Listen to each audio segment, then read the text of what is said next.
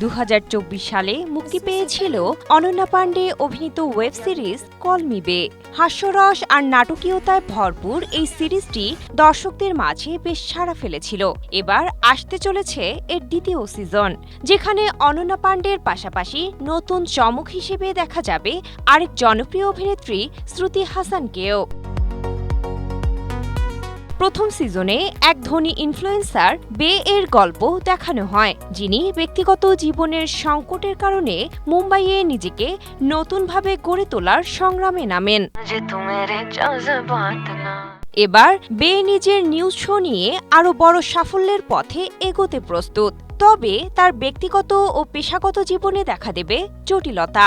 প্রাক্তন স্বামীর ফিরে আসা, বসের সঙ্গে সম্পর্কে টানাপোড়েন এবং এক রহস্যময় চরিত্রের আগমন গল্পে যোগ করবে নতুন মাত্রা।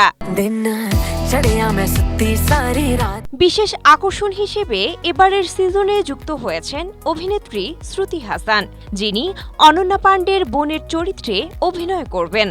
এছাড়াও আগের সিজনের বেশিরভাগ অভিনয় শিল্পীও ফিরছেন এই সিরিজটিতে। সম্প্রতি এক অনুষ্ঠানে সিরিজটির ফার্স্ট লুক প্রকাশ করা হয়েছে, যা এরই মধ্যে উচ্ছ্বাস তৈরি করেছে ভক্তদের মনে। সিরিজটি পরিচালনা করেছেন কলিন ডি কুনহা ও প্রযোজক হিসেবে রয়েছেন করণ জোহর এবং Apurva Mehta. Cynthia Akhtari, Asia post.